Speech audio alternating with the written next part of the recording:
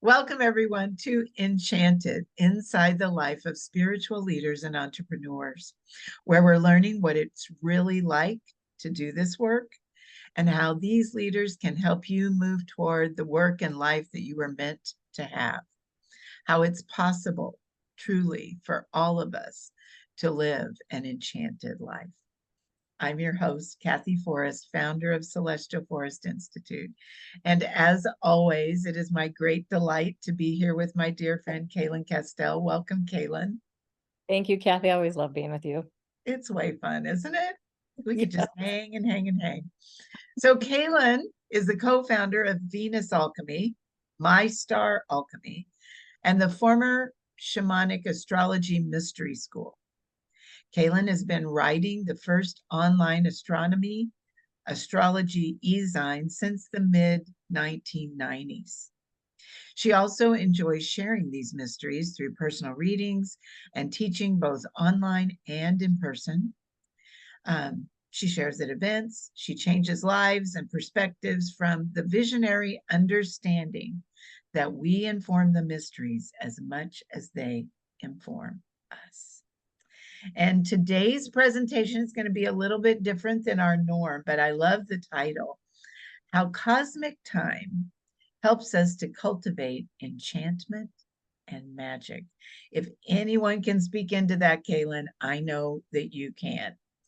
So, because your whole life has been one piece of that after another. So let's just start at the beginning.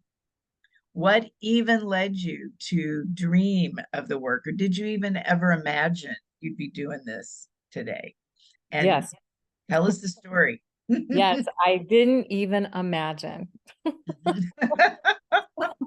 Right? I was one of those people who, when I was graduating from high school, everybody knew what they were going to do. They're going to college and they're going to get this degree and do this job or get married and have kids and do that. And I didn't have any idea. Like, I don't even know. So, I did do 3.5 years of college. I didn't finish because I didn't know, and I still didn't know. I just kind of took classes and, then I just got married and left. And I was like, don't know.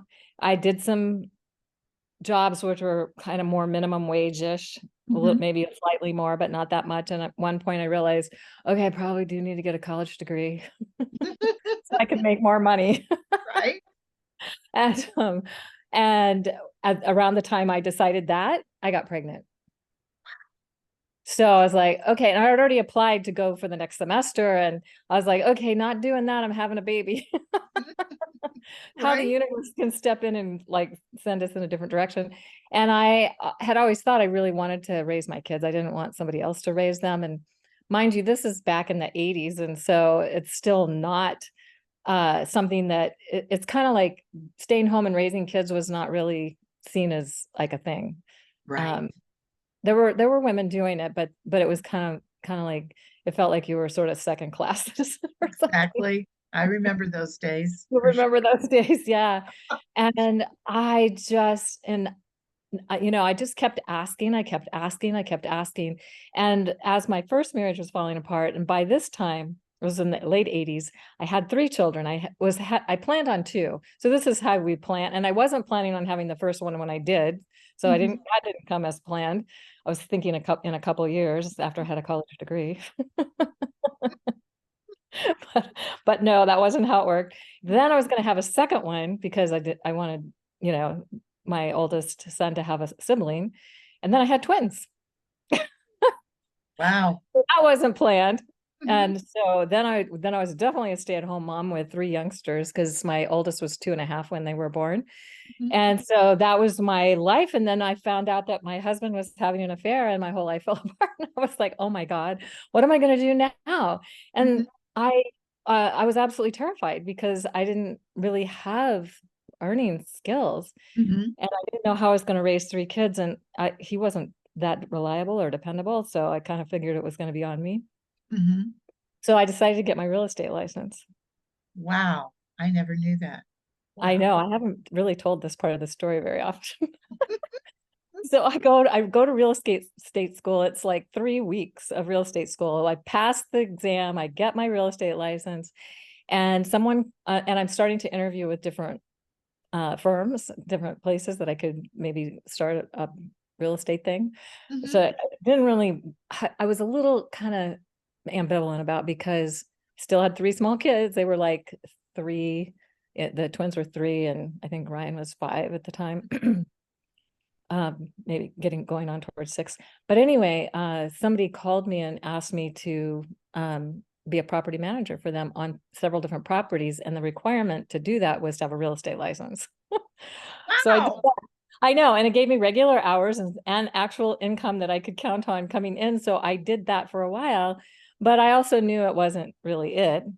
Right. I was like, yeah, it's okay, but Mhm. Right. it's not making my heart sing. And as I'm going through all of this, I'm also reading Lynn Andrews' book, Medicine Woman. And I probably have told this part of the story before, where I got done reading that book and I was like, I want to live a magical life. I am so done with with this. So I just said to the universe, I want to live a magical life. And shortly thereafter, now of course this wasn't planned either, Right. but I was just dating this guy. He turned out to be my second husband, because I didn't think we were going to be together, but we really had a lot of energy for each other. So, Mhm. condom broke, I got pregnant. Wow. And so now I'm having my 4th child. And so I left the property management business. And as I'm pregnant with my 4th child, I got invited to go to an astrology talk at the Tucson Astrologers Guild. Wow. And that's when I I just lit up. I was just like, oh my God, I have to know this. And I didn't think of knowing it as knowing it for a business or to be an astrologer. I was just thinking, I just have to know this as a tool for myself to, like, this is so amazing. And that, but how was I going to learn it? Because now I'm having a baby. 2 weeks later, I had a baby. My Wow. twins, my twins were 5. My oldest was 7, almost 8. So I was a busy mom with a lot of kids, and how am I going to learn this? And I don't even know. And there were no classes or anything. So um, I wound up transcribing talks, transcribing tapes, cassette tapes. Remember the cassette tape days? I was transcribing the cassette tapes, and I had these transcripts, and I thought that the person that I was doing that for would write their book, but they didn't. So I wrote it. Wow, Kaylin. And was I this did. about astrology? Yeah, it was about astrology. And I'm thinking, if I had if I had told myself I was writing a book, I would have never done any of that, because I would have talked myself out of it. But Right. so I kind of tricked myself into it. And when I realized that had put a book together, it was like, oh my God, I've got a book here. And then as that happened, I was also practicing doing astrology readings for people, because I had learned what I needed to learn. Mhm. And then and then right as the book was getting published, somebody called me and asked me, I hear you do readings. What do you charge? And I was like, get paid for this?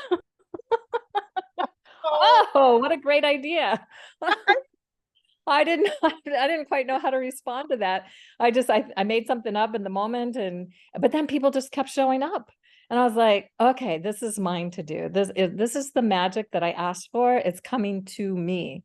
I mhm. asked the universe I told the universe I wanted to live a magical life. Suddenly all the magic's coming to me.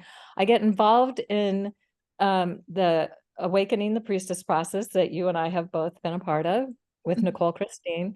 I get a phone call from her. And she says, I'm starting another circle if you want to come. And I was like, okay. And I went. So then I learned more about doing the ceremonial aspect of it. And then of course that put me in a position to also connect with more people around doing sessions, because they were doing sessions with me. So it was like putting myself in the right place at the right time with the right people, Mhm. because this was the first time I ever felt I could be with a community, especially of women, who saw me, got me, understood me, and didn't think I was nuts. Mhm. Right, Caitlin. So your message for the whole world on this summit is just tell the universe what you want. Exactly. And it might take a while, because I did that at the late 80s, and then all this started coming together in the 90s. And, like it took maybe a year for me to start to see more of the magic and Mhm, really get what was happening. mhm, But once it started to really pick up speed, like a snowball effect, mhm, yeah, then I was like, oh, thank you, universe. You're sending me, you're totally sending me magical things that I never anticipated, I never saw coming, was so delighted to be a part of right. and to experience the magic. It was just unreal. And I was like, oh, it's really, you need to ask for what you want. And because I still didn't know what I wanted in terms of how I was going to go forward once my kids were all in school and I Mhm, could maybe go back to college and get a degree. And I never did that. I just took a deeper dive into what I was doing and started writing the celestial timings that I've been doing for 27, almost 28 years now. And it was an easing for um astronomy and astrology, because that was the kind of astrology I was learning, was how do we bring the sky mysteries back, because mhm, they've been lost. And that just lit me up, of course, got mhm. super excited about that. And when you're passionate about something, then the people show up. If you Yeah. don't have energy for it, if it's kind of Mhm, then it's not going to probably work. And just a right. little quick side story on that. I also do a lot of work with the Venus cycle now, that started in 2014. Mhm, And I was supposed to teach a class to some people, and help somebody learn how to teach the class. mhm. And I had no energy for it. Nobody signed up, not one single person, which was really kind of, I thought, okay, I could get that maybe one or two people, but nobody. And I'm like, okay, universe, I get it. I don't want to do this. You're telling me this isn't what to do. So I need to look at this in a different way and find another way to do it. Mhm, And that's almost 10 years ago now. And when we decided to do it in a different way, in a ceremonial way online, we went from 0 to 65. 65 people signed up because we had energy for it. We were excited about it. We were like, whoa, this is so cool. And we thought we were just going to be a one and done kind of thing. But mhm. as we were doing it, people kept saying, you're going to do all of it. You're going to keep doing this, right? We want to keep doing this with you. So here we are almost 10 years later, and Wow. it's still got a lot of juice and a lot of energy, and people keep showing up. Mhm, So that's something that's really, really important. Because if you're doing it because you feel like you should, you have to, you've got to survive, you need to put your energy out there, uh, go get a job that'll pay you, that you can do that for. right. Because you're not going to probably get the income you need or want doing something you don't love, something that doesn't excite you and get you passionate and all lit up. Exactly. Wow. I love that, Caitlin. That is so when did all of the shamanic astrology stuff come in? How, you know, as Well, you that, went kind of jump. yes. So the talk that I went to in 1990, when I was 9 months pregnant, my youngest son, Right. that I was like, oh my God, I have to know, this is so amazing. Because I'd heard astrology stuff before, but it just didn't sing to me. It was Mhm. just kind of like, yeah, it's sort of interesting. But suddenly it was just singing to me like, this is so powerful. And writing, and then it was right after that, well, it was a couple years later, when my youngest son was now going to preschool, was when I could go and do the transcripts and write the book. Gotcha. um so I had, sometimes you have to do it in a way that um is step by step. Sometimes you don't have things in your way like kids. Mhm. Right. Right? Right. So it takes a little longer. But here's another thing too that I didn't realize, was that I developed over time. I didn't have the pressure to be making a certain amount of money. Mhm. Uh, well, I mean, I had the bigger pressure was to be the mom. So I did that. But as things progressed in my second marriage, and I recognized that we had major financial trouble and we were in bankruptcy. My husband had a gambling addiction I did not know about. Mhm. So, sometimes the universe will throw you extra curves in there. But when that marriage ended and I moved out, I had a thriving, supportive business that I didn't even, wasn't thinking that's what I was doing. I wasn't thinking, oh, I'm going to create a business. I was thinking I'm a mom and oh yeah, people want readings and I'll do readings for them. And I was doing classes and helping teach and things like that.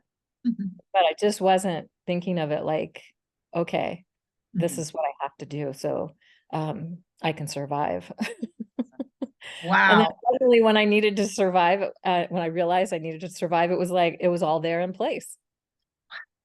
that's amazing. And I think it's so inspirational for people that are listening, because that's really how it works when the universe gives you an opportunity, because all of those opportunities, you have to pat yourself on the back, you stepped into. They said, why don't you come do this? And you said okay, and you said okay. When the Yeah. universe sends it to you, you say okay, and it keeps coming. I think that's amazing. That's a Yeah. beautiful story. Yeah, Wow. thank you. Yeah, and I hope it is inspiring to others. And for some, and oftentimes what I say to people is like I already just said this is like, okay, so you have a job you're not really happy about, and you want to do this other thing. Build it step by step, unless you are absolutely convinced you could make that leap and do it, because I know people can, but they have to know they can. They have Mhm. to really believe it, feel it, and be it. Yeah, yeah, In order for it to work. Otherwise, it creates too much stress. yeah. And if you're in fear and panic, you won't be coming from a place of really working with the magic that's showing up. Right. So, yeah. Beautiful. So magically, you're here now. And now, people are used to hearing you tell them what's coming.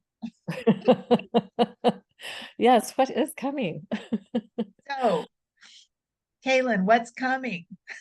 I love this question because, of course, we do inform the mysteries as much as they inform us, and also this idea of timing, timing being everything. And so there's certain timings, if we're aware of them, we can work with them, and it helps us to, there may be times when somebody, it would be better for them to do deeper inner work and deal with their fear and their whatever before they try to go and do something in the world.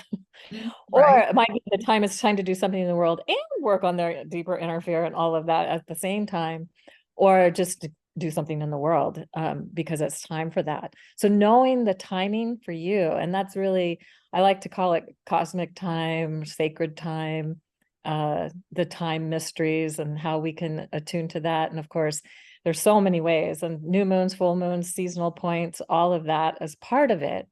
But then there's other things that are happening. And one of the things like I was just looking back at a little bit today even was what happened with the Jupiter Pluto Saturn conjunction in 2020.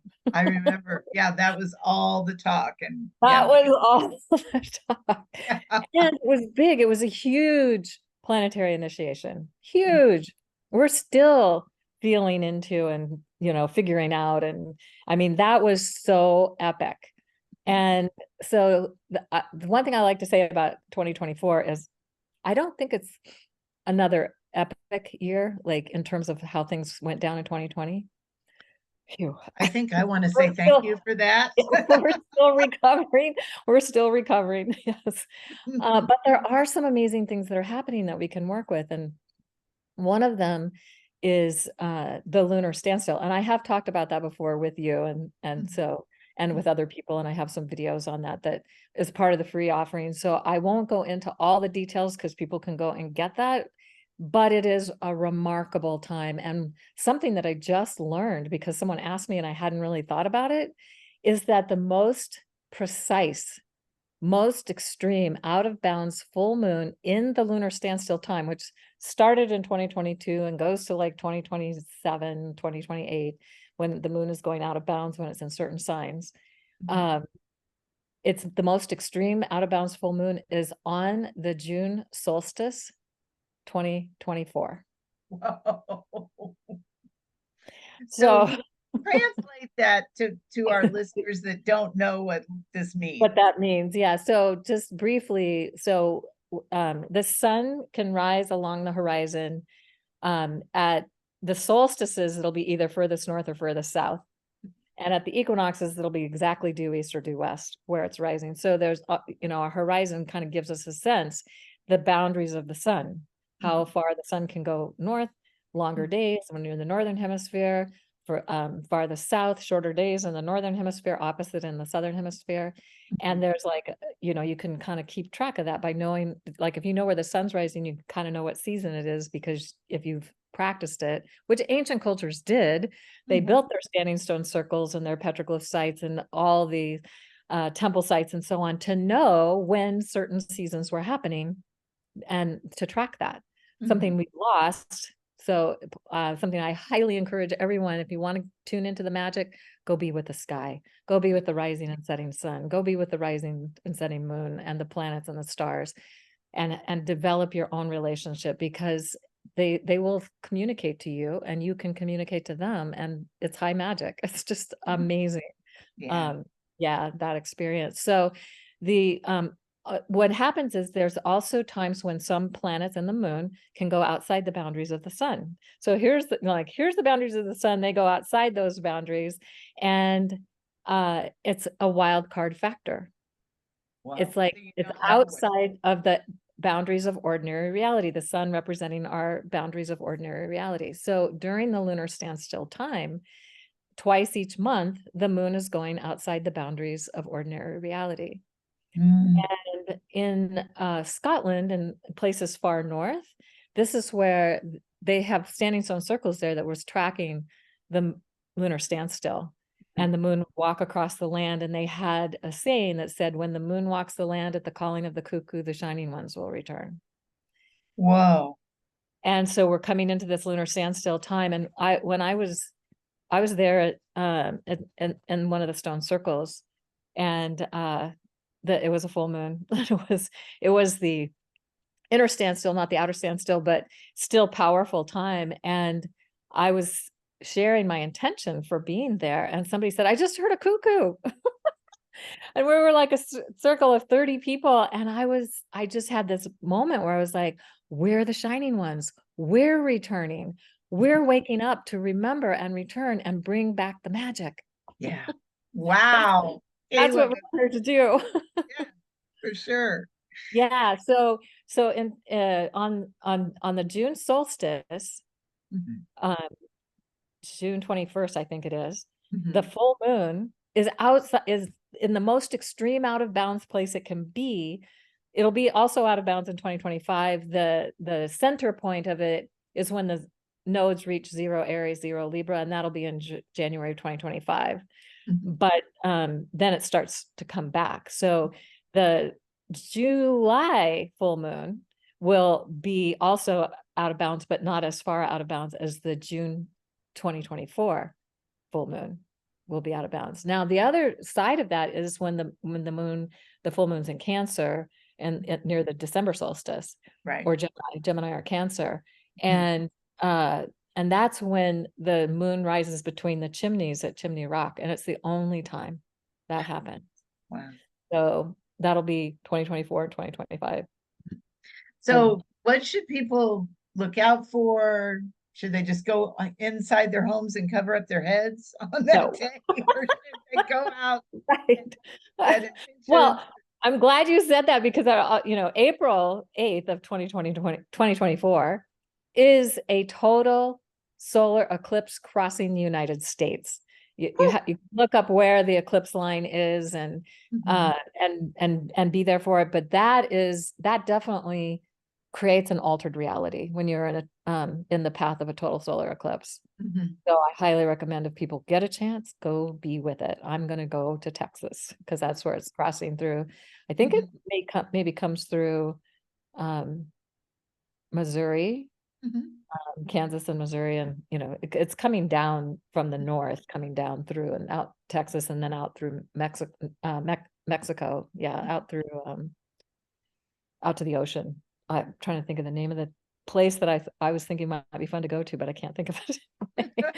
Anyway, so um so when we are present with an intention, and the intention doesn't have to be specific, like, I want to have a six-figure income, and I want to make a difference in women's lives, or whatever. Those are great intentions, not saying that. But sometimes, when we're in those kind of cosmic moments, Mhm. is to just be fully present and to do what's ours to do and to be what ours to be and how to show up in the ways that's for us to show up. Mhm. That is a powerful intention in one of these kinds of moments. Yeah. Uh, yeah. So the lunar standstill is um, the something that happens. It lasts for about 6 years on either side of the center point, Mhm. and it happens every 19 years. Yeah. So it's not something that happens that often. So the last time was 2005, 2006, 2007 was the center point. Mhm. Now it's 2024, 2024, 2025, 2026, I think is the center point. Wow. Anyway, so Anything else that you want to caution folks or enlighten us about with regard to what's coming in 2024? yeah, so that's a big piece. And so anytime there's the moon is in Gemini, Cancer, or Sagittarius, Capricorn, it's going to be out of bounds. So we can just know that. It doesn't have to be full moon, doesn't have to be new moon. We can just know that it's probably out of bounds, and so we can change up our reality, right? We can go outside of our ordinary reality and create something extraordinary. Okay. And then another thing that's happening is we talked about this in I think at the end of last year, Sedna moving into Gemini. Yeah, you did talk And about. Sedna is she went back into Taurus. She's with the Pleiades. 29 Taurus to 0 Gemini is where the different stars of the Pleiades are currently located. Mhm. And we talked about how it's time to create a new story, because she is basically thrown overboard by her father and sinks to the bottom of the ocean, and all the sea creatures come out of her hands. And it's kind of a sad story, but she could. So how are we, what's the return? It's like we could say that was the sinking of the consciousness of the divine feminine to Mhm. the bottom of the ocean. She's now rising back up. And Yeah. Sedna, as a dwarf planet, has an 11,500 year orbit. Wow. So we didn't even know she existed until 2003. Mhm. And she's coming close to the Earth and close to the sun. So now we can see her. Now we know she's there. So she's coming back into our awareness. And we could imagine that's the same story for Sedna. For the feminine is coming, it's like she's really rising up in just incredible ways. Like back in the 90s when I was doing my priestess work, it was nobody even wanted to say the word priestess. Right? And Now now it's it's everywhere. everywhere. It's Yeah. like, oh yeah, it is. The women are the divine feminine within the feminine, within women, especially, but also within men. I've been seeing it there too, is Mhm. coming back. Well, on March 22nd, right in the equinox window, Mhm. Mars is going to be conjunct Sedna. That will be interesting. Wow. That will be interesting. So if we think of the divine masculine, and maybe Mars will say to Sedna, I'm really sorry I tossed you overboard and sent you to the deep depths of the ocean. And you know what? It's really time. Come back. Take my hand. I'm going to help you come Yes. back into greater awareness. And it's already happening. It's like the momentum is so much there, but I suspect that this could be an opportunity for it to increase in Awesome. momentum. Awesome. I love your attitude around, because a lot of times I hear other people and all they do is complain about, oh, I just went through the eclipse and I feel awful and blah. And it's like every time you talk about it, you light up, Yes. obviously. And it's like, oh, just go outside. Well, and something that I think a lot of people know now that wasn't necessarily as in greater awareness, years ago, is that what we believe is what happens. So Yeah. if we want to focus on the negative side of things that people have had a belief around eclipses is bad luck, go hide, whatever, for such a long time. No, they're magic. They are the highest magic we can possibly experience, especially a total solar eclipse. Yeah. But annular eclipse that we just had back in October Mhm. was also stunning. It was absolutely amazing Beautiful. Yeah. to be witness to. So And I think there's partly another thing about it is because in a solar eclipse, the moon's coming between the earth and the sun. So it's the moon, we're seeing the shadow of the moon on the face of the sun. Mhm. And it's like looking at our shadow. Yeah, for sure. And that's an opportunity. We don't always want to look at it. Right, It's right. not always fun and it's not always easy. In Right. fact, it's usually not fun and it's usually not easy. So that's the opportunity. Mhm. Yeah. So Absolutely. anyway, I love, love, love that Mars is going to connect with Sedna, and Mhm. also that Jupiter is going to make an exact conjunction with Uranus. Has been very close. As you know, we're really feeling the energy already, even here at the end of 2023, and as we go into 2024. Their exact conjunction will be on April 20th Mhm. at around 22 degrees Taurus. And the last time this happened was 84 years ago. Wow. And it was May 7th of 1940. So if we think of April 20th to May 7th, that's just like 3 weeks different. Mhm. Right. And Uranus and Jupiter have a cycle like that. Every 84 years, they come back to the same place they were together, Mhm. which is pretty remarkable. And if you think of Jupiter as about expansion of our visions and possibilities and what we think is what we feel and know to be possible, or what we're in seeing is possible. Jupiter is about that, and Uranus takes it to a higher octave, and it like expands perspectives and perception, and can create the whatever's necessary for us to um, have enough of a disruption to let go of the old so the new can come in. Right. Right. Yeah. Yeah, and Jupiter's expanding that too. Right. So that's part of what that's about: unexpected events, Mhm. unplanned for events, events that I mean, if you think about it, we're we could predict that something unexpected is going to happen, but we Mhm. don't know what the unexpected thing is going to be when they come together. So that this is another great opportunity to disrupt the old, and it's all in Taurus, where we're can more easily create the garden of earthly delight. You know, Exactly. restore the earth back to her magic, back to her power, her presence, her fullness. We just need to keep working with that and tending that and doing what we can to support that. Yeah. Yeah. You know what I love about, well, one of the many things I love about you, Caitlin, is that it's like no matter what is out there on the horizon, like, the big shakeup, it's like, I know you have prayers, you have intentions that you set that over and over and over again. So you always hold the positive light. Can you share any of those little tidbits that you do, just like restore the earth back? That just rolled out of your mouth. And I'm like, she says that all the time. So it's Yeah. like, what are Yeah. what's the secret sauce of Caitlin Castell? You know, intention and attention, of course, is the essence of magic. I mean, you know, like the foundation of magic. And so when we're setting intentions and we're putting our attention on them, so I like to create mantras Mhm, that I do daily mhm, uh, to remind me of those intentions and mhm, that attention, and gives me a moment to at least have my attention there for a while. So if I think about what does it take to create the new earth, what does it take? Well, we got to let go of all the old stuff. So I have a shaking practice, you know, like where I shake my mhm, body and shake out all the stuff that's holding me back. mhm, uh so I do that, and then I'll say that I'm releasing and letting go or shaking out all the lower vibrational energy, anything less than love. mhm. And then I am inviting in the superpower or superconductive power of love, so that I am vibrating with that energy. Because in the superconductive field, nothing of a lower vibrational energy can penetrate that field.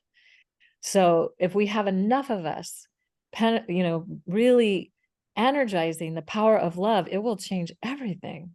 And it doesn't even have to be 1% of the population. It can be like n squared, whatever that is. You know, it's just enough of us, and it changes everything. And then the superconductive field gets put into place, and it could change everything in the blink of an eye.